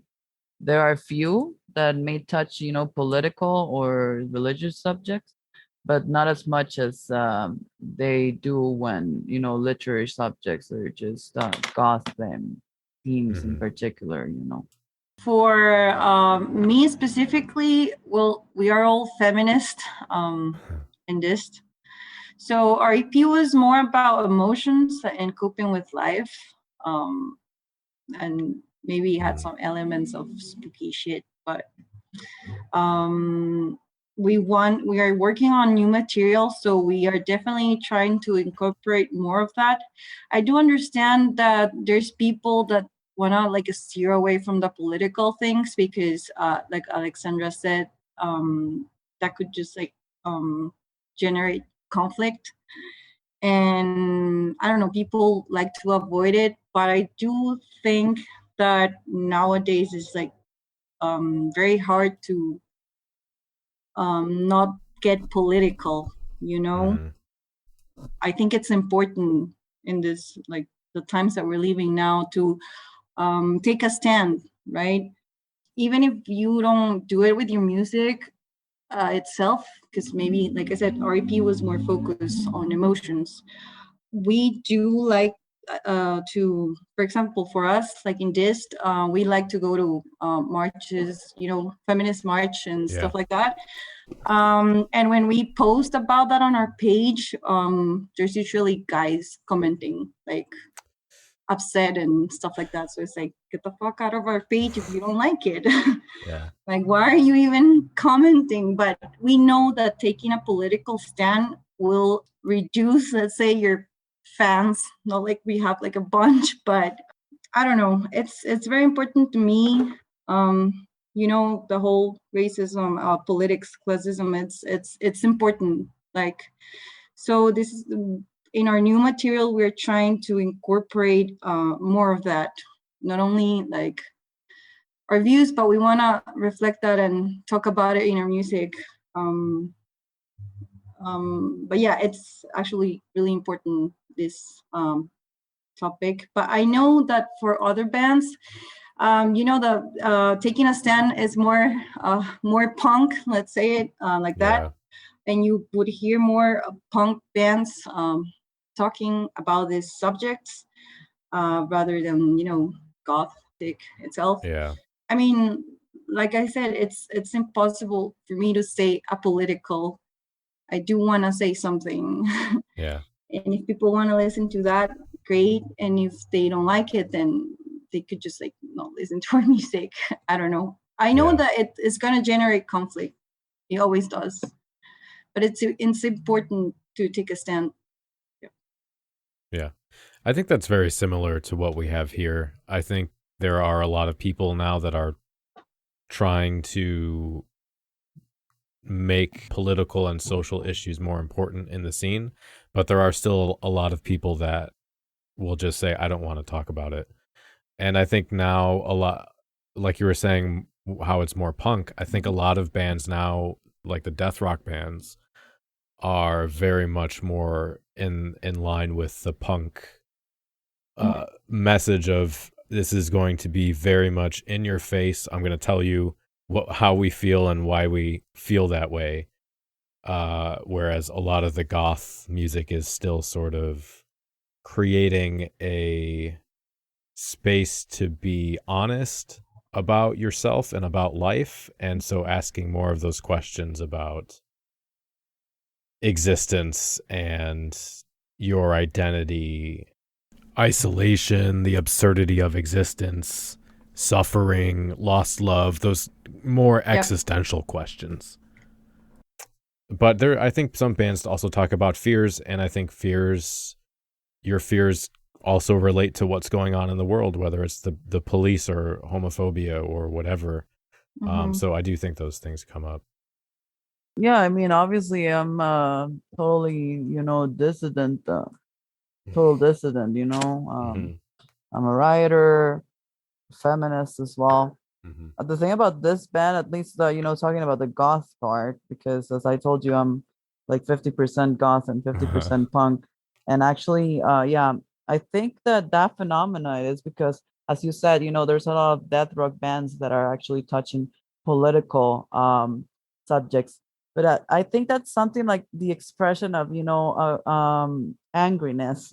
It's more violent, you listen to a dark wave band, and perhaps it's not something, I mean, you can obviously make a lyric regarding anything political, but I think that it's expressed way better in a violent way, I mean, I have my band Tumulus, which is the goth band. It's a more fancy side of me. It's in Latin. I can't produce as much as if I was like writing in Spanish, for example. I try to touch mostly, things about sensibility and living in the everyday life, and everything that happens. But when I get political, and then he knows because we play together and all, I have another punk band, which is completely focused on feminism and the mockery of the patriarchy, the Latin American patriarchy. So it's completely a satire. I can pass you the link afterwards. So we dress up. It's a more political project. But yeah, I would say that actually that thing about the, some goths not being political or not, doing songs regarding politics or stuff like that, it's just mainly because you need to be angrier, to speak the truth.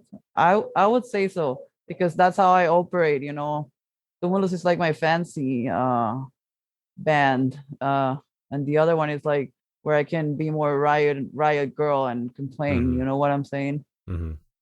Yeah. I guess I wonder how much of that, how much of the community influences what bands might want to talk about. Because I just watched an interview with two Ukraine goths, Uh-huh. And they were talking about how the fall of the Soviet Union and the economic climate created this culture of giving up and isolation, and that people lost hope because they didn't think there would be a future. And so there's a lot of nostalgia for the past. And so they were saying a lot of the post-punk music there is influenced by those feelings, you know? Mm-hmm. Yeah, there's a whole background to it. It depends on the area, you know. Yeah. Totally. Sí, ubico más a la escena musical mexicana con temas como de dolor, amor, desamor, cuestiones como de terror. Y en cuanto a la cuestión política, lo veo más en la acción, ¿no? En las ideologías que la comunidad refleja en su actuar. Por ejemplo, eventos donde podemos convivir libremente con diferentes ideologías y todos siendo góticos, ¿no? Gays, transexuales, no sé, mujeres, hombres, o sea, sí, las posturas políticas pueden convivir en los mismos eventos, pero en la cuestión musical creo que no se refleja tanto en México. Yeah. What Tirsa says is that the Mexican scene probably focuses more about, you know, themes like, you know, spooky themes, the pain, the horror, the heartbreak, you know, but that she sees the politic side in people, not in the themes that they're presented to the audience, you know, obviously, because if you are in a tolerant environment when you can be a goth, then why can't you be something else, right? So yeah, right. She was referring to the LGBT community as well. That goth spaces always have to be open spaces, you know. So that she sees the political side more in the people that actually make up the scene, and not you know, on the themes that they touch as artists. Yeah. Okay. Good. So relating to what's happening in the world right now, where we have so many DJs doing live streams, and so now we all have this ability to see what kind of music is being played in other places, and get a taste of those scenes.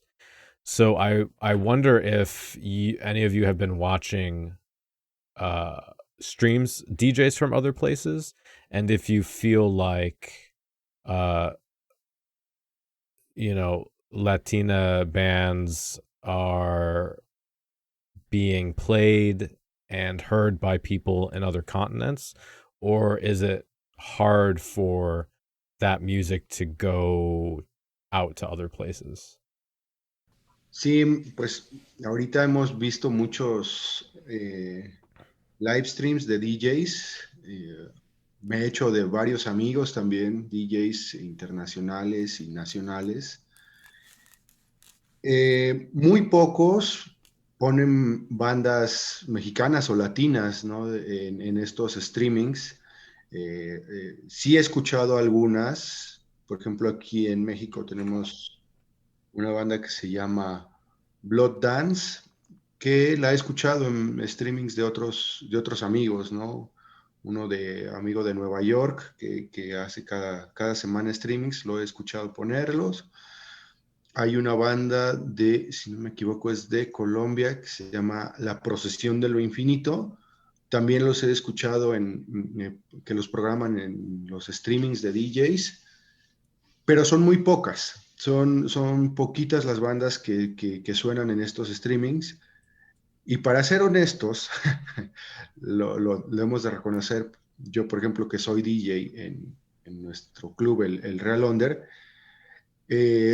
no siempre se programan tampoco las bandas mexicanas en nuestros eventos, ¿no? Sí las incluimos, pero tampoco son muchas, ¿no? Digamos que de un DJ set de 1 o 2 horas, ponemos 4 bandas mexicanas incluidas de Latinoamérica, y el resto son bandas europeas, de Estados Unidos o extranjeras, porque siguen siendo muy poquitas las bandas de Latinoamérica, ¿no? Y no es que sean malas, tienen muy buena calidad, pero todavía les falta mucha difusión. O sea, sí lo hay, pero es poquito. Okay, so basically, Christian says that there's a lot of, he has seen a lot of DJ live streams, mostly international and national DJs, that he's made friends with them as well through that, method. He mentioned a band that's called Blood Dance, that's from Mexico, I believe, or Latin American. But there are a few bands that are included, like in international live streams. There's not a lot of Mexican bands, and even him, as working for the Real Under and all, he says that from a 2-hour set list, for example, there's only like 4 Latin American bands. And he says that it's not because they're bad or anything like that. It's just that there are few. So not so many are able to, make the list, basically. At least with that, live stream environment. Right. Mm-hmm. Yeah, I wonder, because whenever I see, away from live streams, when I see top 10 goth band lists, or I hear people talk about festivals, it's always American and European bands.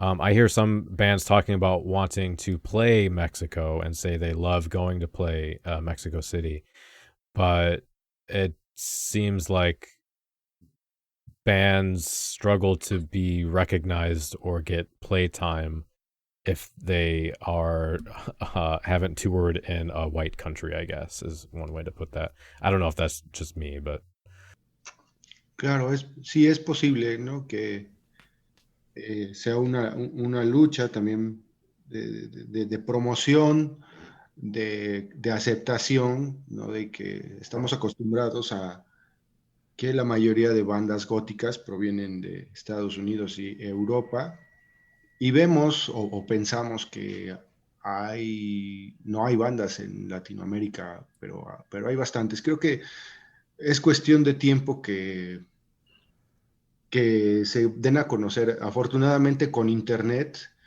y plataformas como Bandcamp, donde las bandas suben sus proyectos, hay la posibilidad de conocerlas más, ¿no?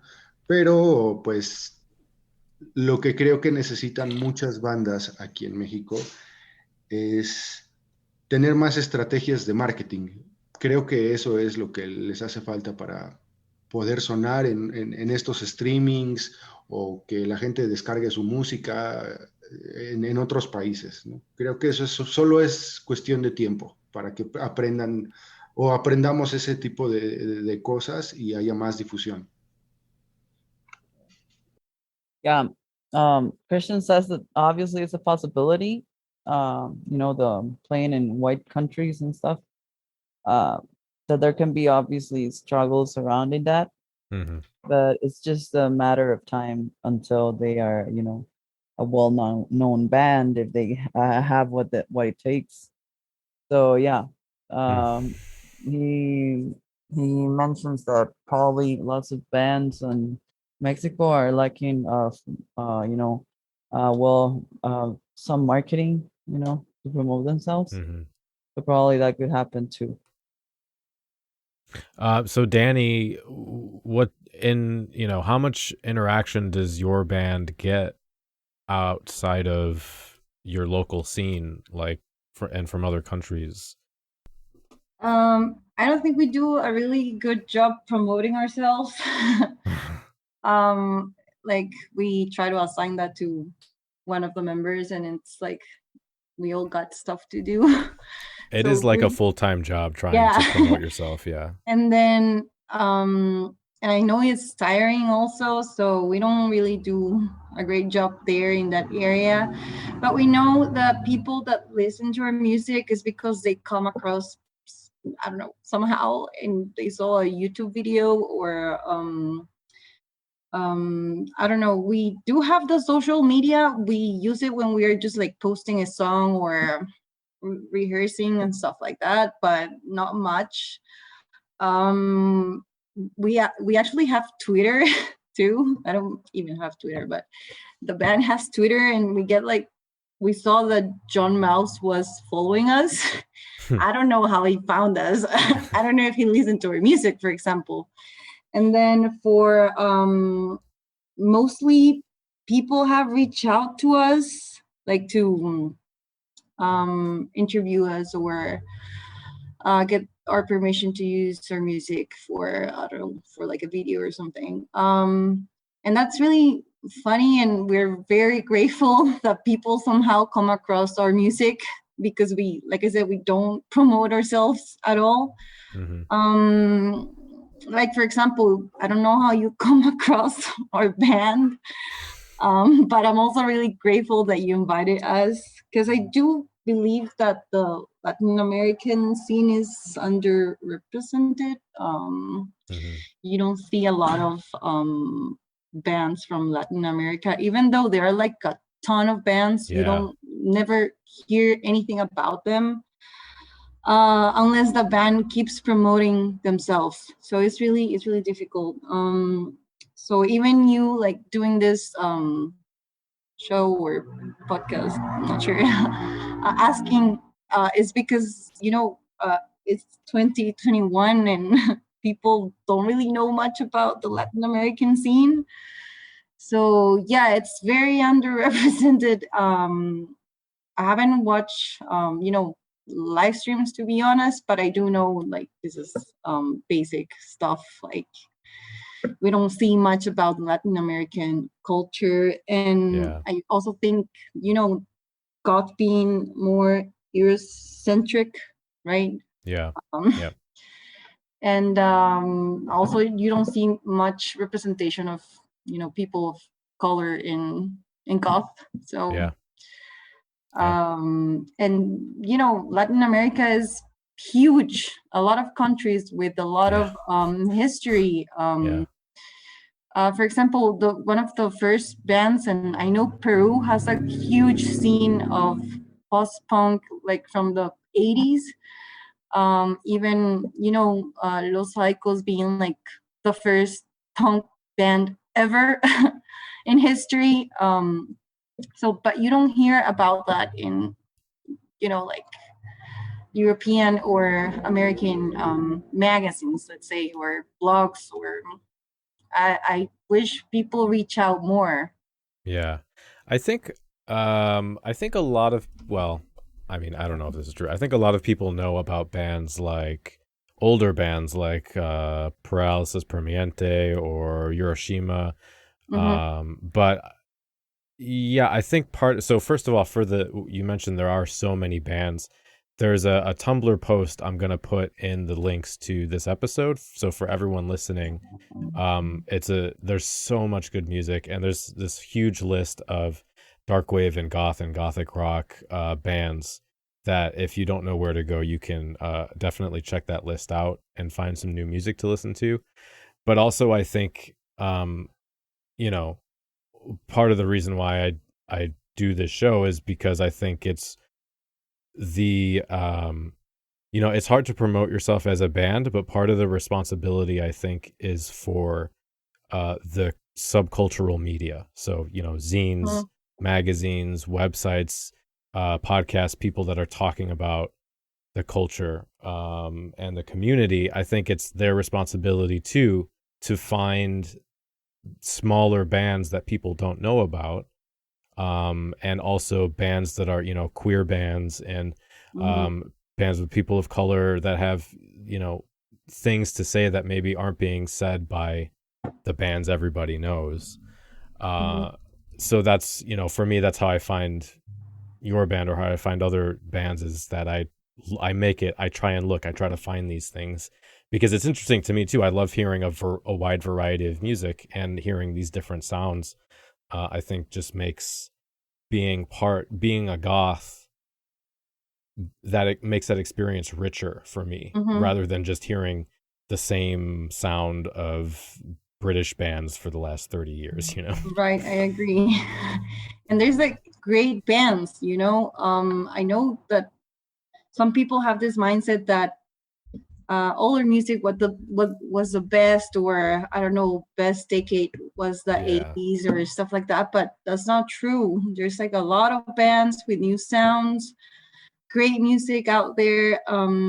Again, it's difficult for people in other countries to look for the bands, especially if they suck at promoting themselves like we do. But we're always very grateful when they write to us, like, I don't know, when they send us a DM or something like that, listening to our music. Or even in Bandcamp, you can see people from different countries purchasing our music. I don't know if that makes it like more underground, the fact that nobody knows about us.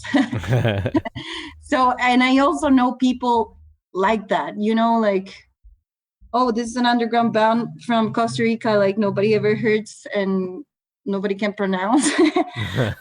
And then listen to it, and then they listen to it, and it's like, it sounds good, or it's okay. I don't know. We do appreciate when people come across our music and let us know, because promoting is very difficult and can be very disappointing also. Like, you try to promote yourself and then you see that you're not getting anywhere. And we do appreciate when people try to reach out to us for like interviews or stuff like that. We also know that our songs have played like in, I think it was in a radio somewhere, I'm not sure, in France or in the UK or something like that. Oh, wow. Yeah, like someone reached out to us asking if they could play our song, and we were like, sure. Yeah, and that's cool. We don't really know if people out there listen to our music like on a regular basis, because our EP is only 4 songs, but we have in our Bandcamp, we have like a live show that we play at a local TV station here in Costa Rica. They gave us the audio and we uploaded the live performance there. Yeah. So what else? Yeah, I think finding the music is difficult. Even like me finding other bands from Latin America is challenging. Either you probably hear the name or someone just like pass it around, and that's how you get to these bands. But yeah, I mean, you would always hear the, you know, American bands and then European bands, but not like Latin American bands. Those you have to really dig and look for to get the good stuff. Yeah. Marima, what's your experience with international listeners? I mean, I'm forever grateful, really, since I started this band. I'm forever grateful with the goth community, like worldwide, you know. I don't know, I just started adding people. I'm also a producer, an event producer here in Costa Rica. I've worked with Lastera. Well, Lastera was my first international concert, and then Stockhausen, Werner Carla from Mexico. The last one we did was Orat from LA. And yeah, I mean, we're all friends. You know, it's like an amazing community to hang around with.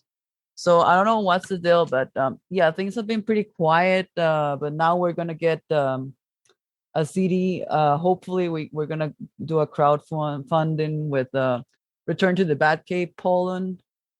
And fortunately, if we get the good crowdfunding, then Thomas is gonna make us our CD, which I think it's a really, you know, it's a really high possibility. we had some cassettes. Our music has been played all over the world since we've been around so much. Yeah, I don't even remember. Like, there's been so many shows. It's known everywhere. I remember when we got our cassettes with this record company or a record label that was called Squall, actually, from a girl named Anna Non. I don't know if you know her, but she made our cassettes, like 30 cassettes, and they were all, distributed. And they were like, "Oh, your fans are so cool," And I'm like, "What fans?" And they're like, "You got so many fans in France, for example." And I was like, "Really? Is that a thing?" And they all sold, Wow. And I'm hoping for that with this next material. We've been putting a lot of love to it. COVID actually fucked us up a bit, but yeah, we're coming back strong. And I'm really hoping for, this deal with Return to the Batcave to go through, because, I just need to get that crowdfunding, and that's about it, which I'm hoping for. But the international experience as a goth, it's been awesome. I mean, I know people from all over the world, and they are all so grateful. I'm so grateful with them, and we help each other in so many ways.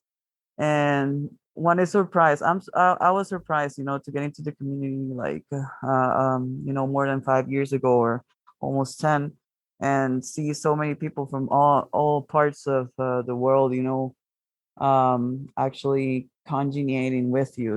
It's a very warm feeling, and that they like your music and that they want to help you. It really fills my heart, and I'm really grateful of being a part of this community. Actually, it's the community that I felt most accepted by, and not just here, but all over the world. Actually, I mean, you are in Chicago, I'm in Costa Rica, and we're having a conversation, and I'm sure that if we were like, physically together, that we will have like an amazing time, because we share, a lot of things in common. Yeah, exactly. So I mean, I love making new friends from all over the world, and basically my music has been all over and around. I'm really grateful. We've played with so many like international bands as well. I mean, there's a lot to come. Actually, we had like a high peak like in 2017 or something. We were doing like a lot of things, but then we just had like some resting for like a year and a half, 2 years, and now we're coming back. It's been a long way, but we always thrive to be, in the international eye, at least underground international, but and at least we have managed. So I'm really happy about that. Yeah. Well, I'm excited. That's amazing. That's great. Yeah. Thanks.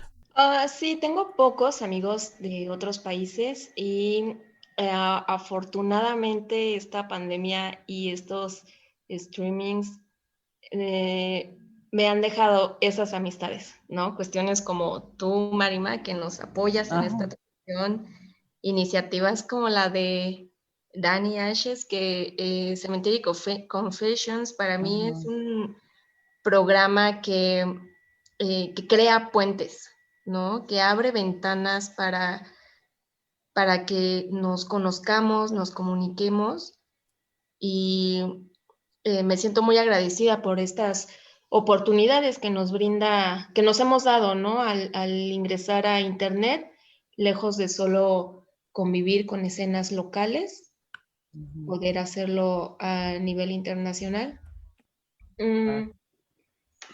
Considero también que en cuanto a los streamings, sí se escucha poco el material mexicano, porque en realidad hay poco, pero lo que hay es de mucha calidad.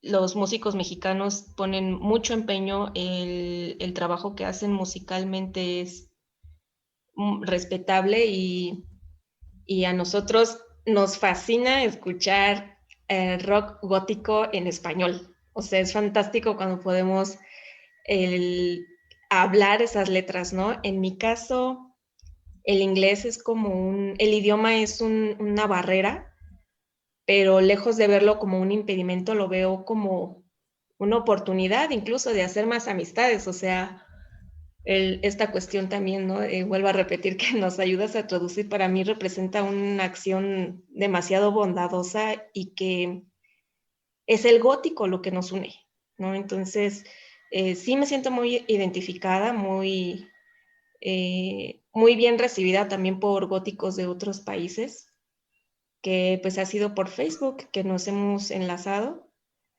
Me sorprende también, el año pasado hubo un live stream del World Goth Day y que no había DJs mexicanos. Yo dije, wow, o sea, sí puede haber poco material de música, pero DJs hay bastantes con muy buena técnica y creo que eso hace falta, ¿no? Como crear esos lazos para que DJs mexicanos también sean considerados en live streams, como lo que ha hecho Jason Ledger, que incluye ya también los DJ sets de México y pues nos gusta, ¿no?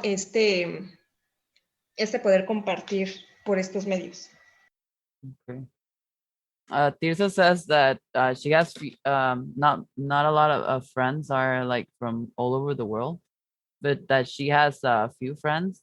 Fortunately, well, with the pandemic, they have been able to connect, with a lot of people through streamings, for example, because obviously COVID, formed a lot of lots of bridges of communication, And regarding what you asked Christian as well, she wanted to comment that on streaming and Mexican, material, that there are few bands obviously that can, get there, but the few are of amazing quality.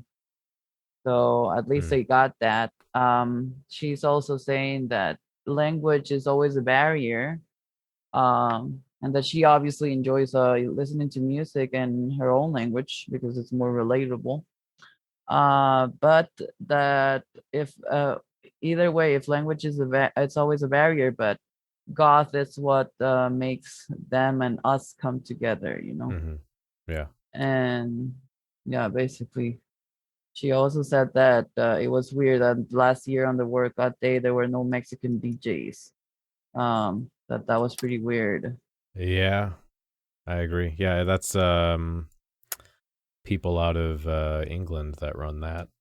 Maybe I'll send them an email. Well, I feel like I could probably talk for another 3 hours, but I have to end this episode soon at some point. So I do want to thank all of you so much for your time and for coming on. This was so much fun, and I really enjoyed spending time with all of you. So thank you. Yeah, thank you, actually.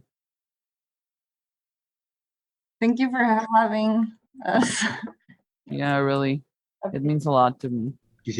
Voy a pedir permiso en el Under que nos den oportunidad de digitalizar este CD. Es un CD que se salió en 2019, okay. De puras bandas mexicanas. Okay. Oh, wow. ¿La quiere digitalizar entonces? Voy a pedir el permiso que me dé, porque ya no hay copias, ya no existen copias de esto. Sí. Bueno, son 32 bandas mexicanas, entre bandas de gothic rock, post-punk, death rock, dark wave, etcétera. Y pues quisiera después compartirles este material con ustedes, aunque sea digital, porque ya las copias físicas se han agotado. Pero voy a pedir la oportunidad de que me den el permiso de compartirlo digital con ustedes. Okay, perfecto. Yeah, Christian says that, well, that that album that he was showing up, it's an album that the Real Under had in physical. It's a compilation of 32 Mexican bands from 2019. So basically he's gonna ask to see if he can get the link, if he can post it online, basically, so it's not only physical, and that he's gonna post us the link. Okay, he says that he's gonna ask permission, and that obviously thank you so much for the whole experience and all. And that's it for this episode of Cemetery Confessions. Thank you so much for spending your time with us. Next month, we will be back with DJ Cyberpagan of Germany to talk about the German goth scene, kind of continuing our world tour and talking about the history and influence of German goth music on the rest of the world. Also in April, we will have more content coming to Patreon, new videos, new audio content. So if you want to check that out or check out previous content we've put up, head over to patreon.com/Cemetery Confessions and see what kind of rewards you can get by supporting the channel. All of your support is so deeply appreciated and brings you shows just like this. So I hope you enjoyed this episode. Thank you again for listening. The preceding program is a member of the Belfry, a network of blogs, podcasts, and videos for the darkly inclined. Go to thebelfry.rip for more information.